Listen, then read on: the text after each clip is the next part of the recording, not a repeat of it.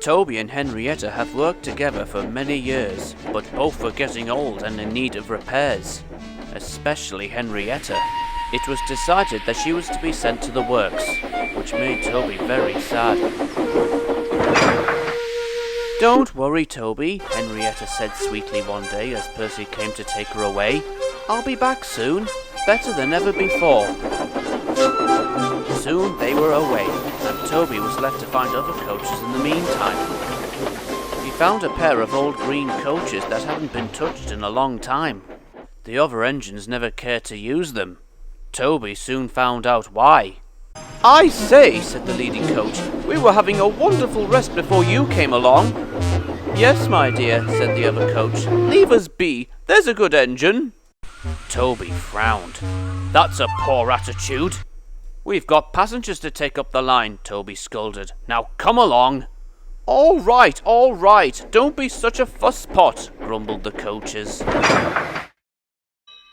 Toby, with great effort, dragged the coaches all the way to the platform.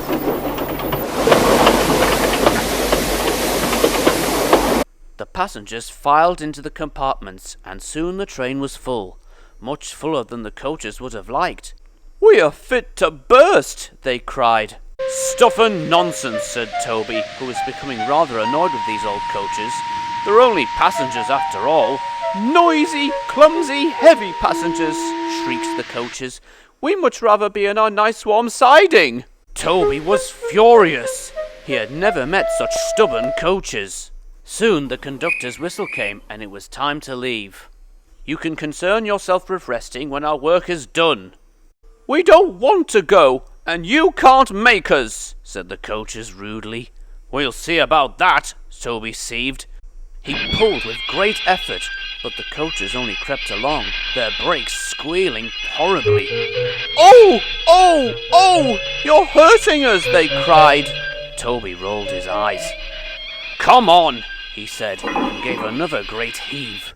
Finally, the coaches gave up, and they were on their way.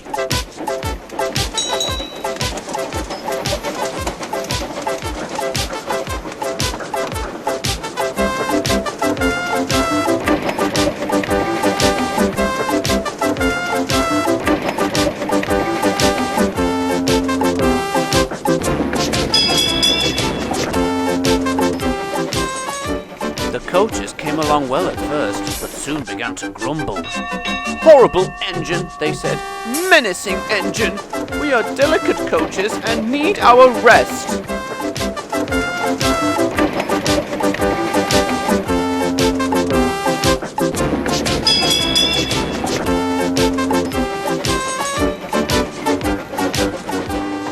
Soon they started up Gordon's Hill. The coaches became rather upset. "Too steep! We're exhausted!" "Yes, we need a rest. You've strained us too much."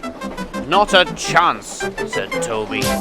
But the coaches didn't care what he said. They turned their brakes hard on. And soon the train squealed to a stop, right in the middle of Gordon's Hill. "I can't believe it," said Toby with feeling. "I cannot abide you lazy coaches." "Lazy? Lazy? We'll show you," they said. They let off their brakes and their weight pulled Toby down the hill.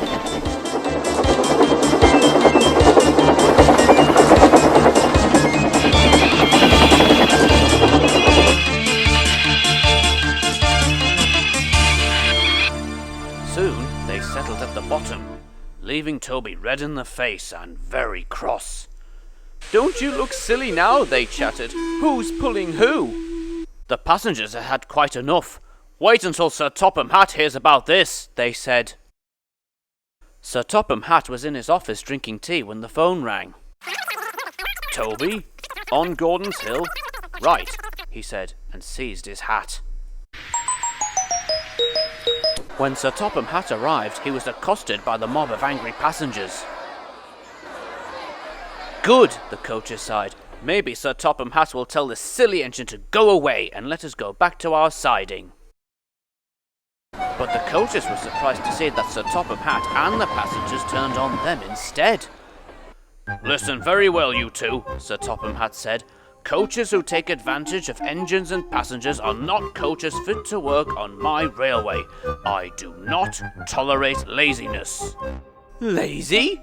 The coaches fumed. It's that matchbox tram engine you should be yelling at. He hurt us. Good, said Sir Topham Hatt. Toby would never discipline coaches unless they deserved it. He did nothing wrong. The coaches were aghast.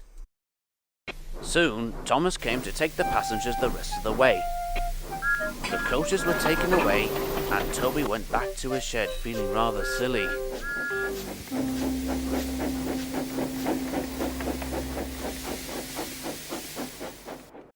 Henrietta returned a few days later, and Toby told her the whole story. "Those coaches behaved like common cars," said Henrietta. "I hope I'll never have to pull coaches like those ever again," Toby sighed. "I'm glad to have you back." Toby and Henrietta were glad to be together again. After she got settled, Toby took Henrietta on a run through the countryside.